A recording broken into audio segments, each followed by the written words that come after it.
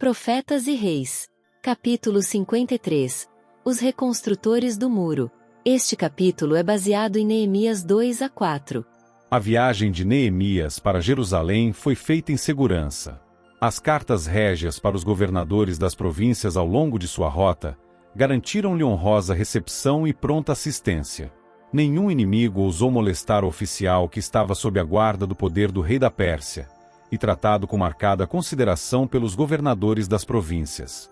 Sua chegada a Jerusalém, no entanto, com uma escolta militar, mostrando que ele viera em alguma importante missão, despertou os zelos das tribos pagãs que viviam próximo à cidade, tribos essas que não raro haviam manifestado sua inimizade contra os judeus, lançando sobre eles descrédito e insulto. Preeminentes nessa má obra estavam certos chefes dessas tribos, Sambalá o Horonita, Tobias o Amonita e Gesem o Arábio. Desde o princípio esses líderes observaram com olhos críticos os movimentos de Neemias, e procuraram por todos os meios ao seu alcance subverter seus planos e embaraçar-lhe a obra. Neemias continuou a exercer a mesma cautela e prudência que até aí haviam marcado sua conduta.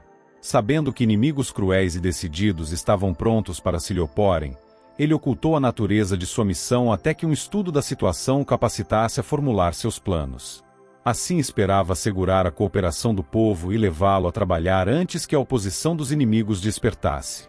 Escolhendo uns poucos homens que ele sabia serem dignos de confiança, Neemias falou-lhes das circunstâncias que o levaram a Jerusalém, o que ele tinha em vista realizar, e os planos que propusera seguir. O interesse deles na tarefa foi assegurado de pronto, bem assim sua assistência. Na terceira noite depois de sua chegada, Neemias se levantou de noite, e com alguns companheiros fiéis saiu para ver com seus próprios olhos a desolação de Jerusalém. Montando em seu animal, ele passou de uma outra parte da cidade, contemplando os muros arruinados e as portas da cidade de seus pais. Dolorosas reflexões encheram o espírito do patriota judeu ao ver com o coração ferido de tristeza arruinadas as defesas de sua amada Jerusalém. Lembranças da passada grandeza de Israel vinham-lhe à mente em vívido contraste com as evidências de sua humilhação. Em sigilo e silêncio Neemias completou seu circuito em torno dos muros. E não souberam os magistrados aonde eu fui, ele declara, nem o que eu fazia, porque ainda até então nem aos judeus, nem aos nobres, nem aos magistrados, nem aos mais que faziam a obra, tinha declarado coisa alguma. Neemias 2, verso 16. O resto da noite ele passou em oração, pois sabia que amanhã o chamaria a exercer fervente esforço no sentido de despertar e unir seus desanimados e divididos compatriotas.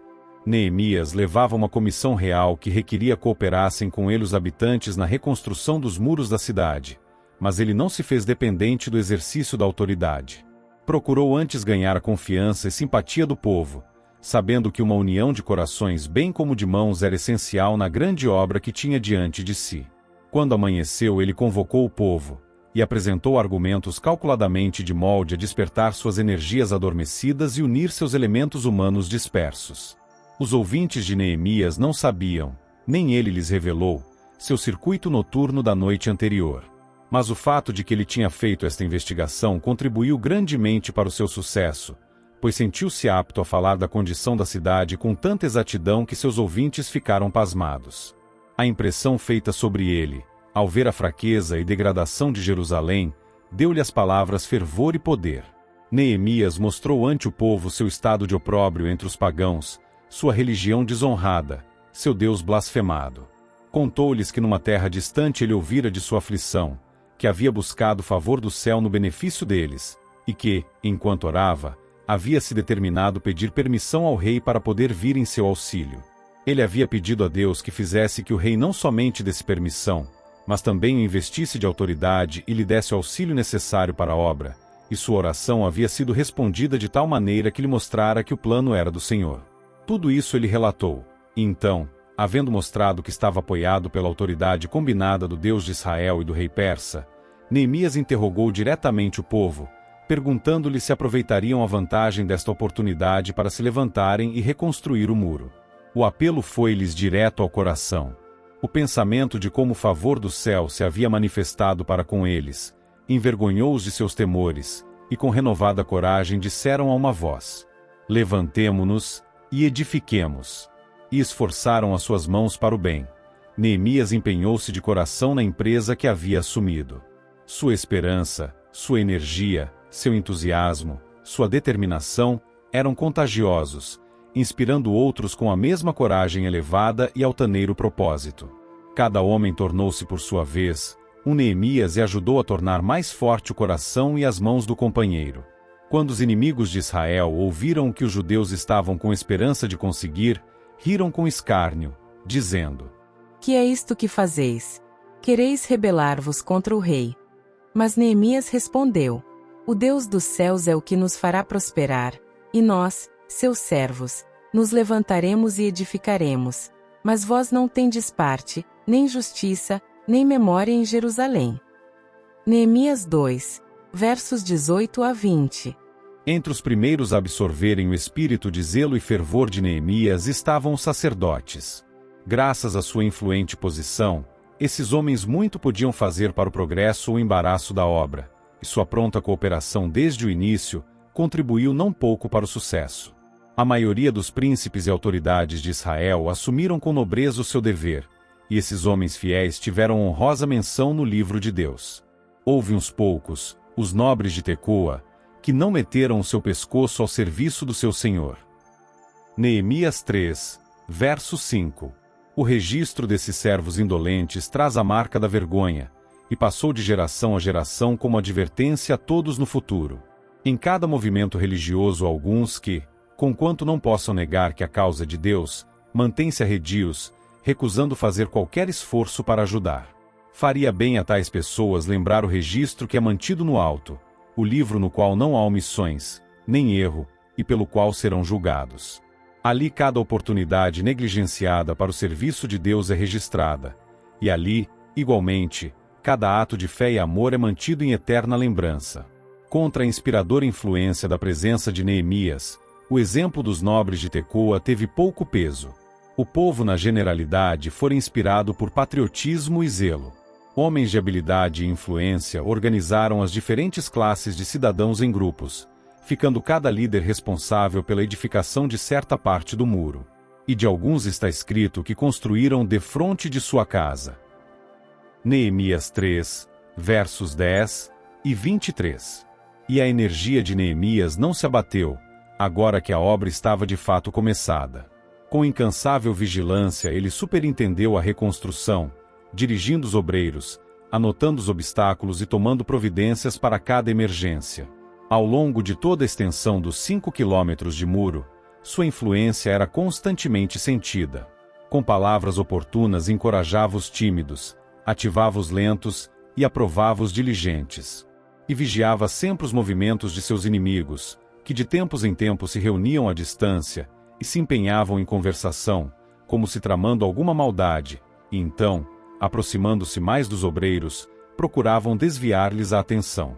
Em suas inúmeras atividades, Neemias não esquecia a fonte de sua força. Seu coração estava constantemente erguido para Deus, o grande supervisor de tudo.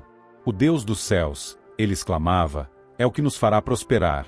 Neemias 2, verso 20. E as palavras ecoavam e tornavam a ecoar, comovendo o coração de todos os reconstrutores do muro. Mas a restauração das defesas de Jerusalém não prosseguia sem embaraços. Satanás estava trabalhando para suscitar oposição e levar o desencorajamento. Sambalá, Tobias e Gesem, seus principais instrumentos neste movimento, empenharam-se agora em embaraçar a obra de reconstrução. Eles procuravam provocar divisão entre os obreiros.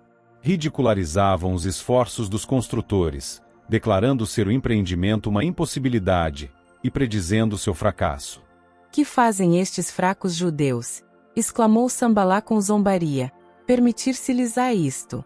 Vivificarão dos montes do pó as pedras que foram queimadas. Tobias, ainda mais desdenhoso, acrescentou: ainda que edifiquem, vindo uma raposa derrubará facilmente o seu muro de pedra. Neemias 4, versos 2 e 3. Os construtores ficaram logo cercados pela mais ativa oposição.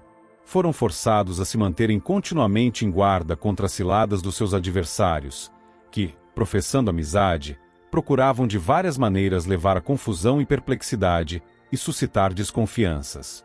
Procuravam destruir a coragem dos judeus, formavam conspiratas para atrair Neemias em suas malhas, e judeus insinceros mostraram-se prontos para auxiliar na traiçoeira empreitada. Espalhou-se o boato de que Neemias estava conspirando contra o monarca persa, intentando elevar-se como rei de Israel, e que todos que o ajudassem eram considerados traidores. Mas Neemias continuou a buscar de Deus guia e sustento, e o coração do povo se inclinava a trabalhar. Neemias 4, verso 6.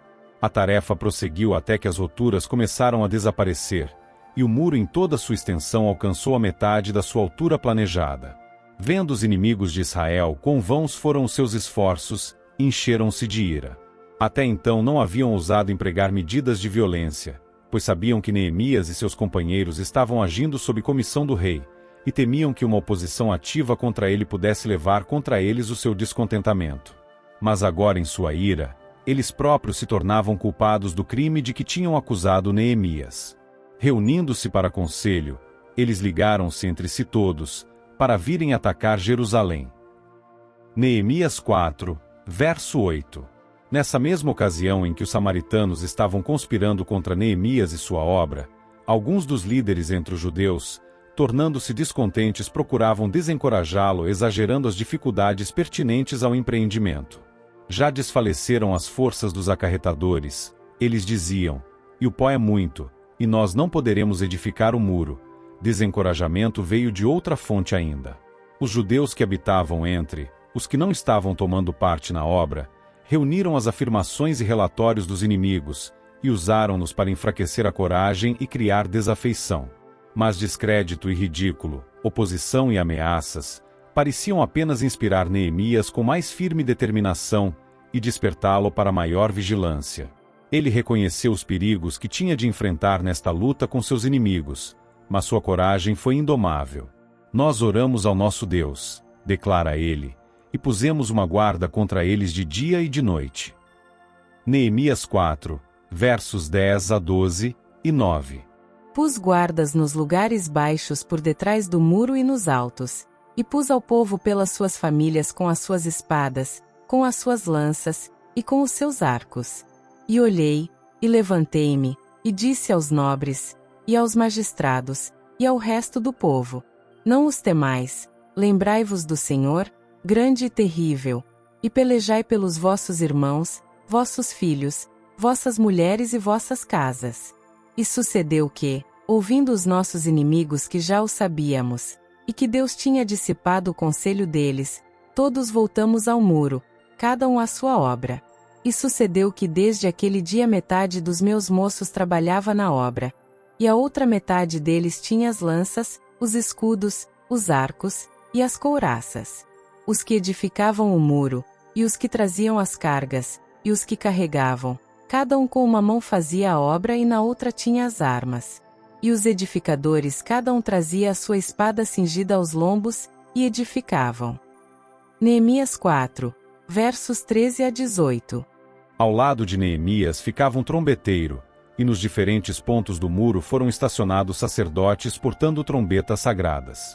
O povo foi espalhado em suas atividades, mas no caso de aproximação de perigo em qualquer ponto, era dado um sinal para que acorressem a reparar ali sem mais demora.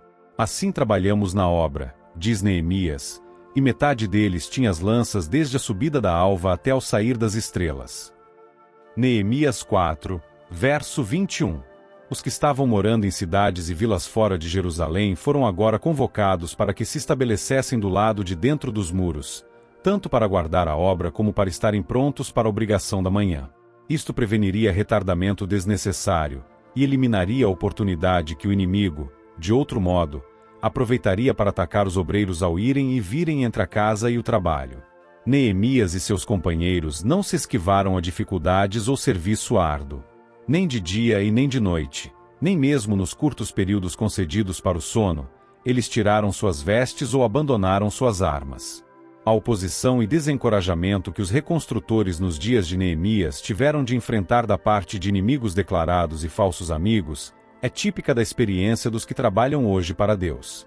Cristãos são provados, não somente pela ira, desprezo e crueldade de inimigos, mas pela indolência, inconstância, frouxidão e perfídia de pretensos amigos e auxiliares. Zombaria e escárnio são-lhe endereçados. E o mesmo inimigo que promove o desdém, em oportunidade favorável usa medidas mais cruéis e violentas.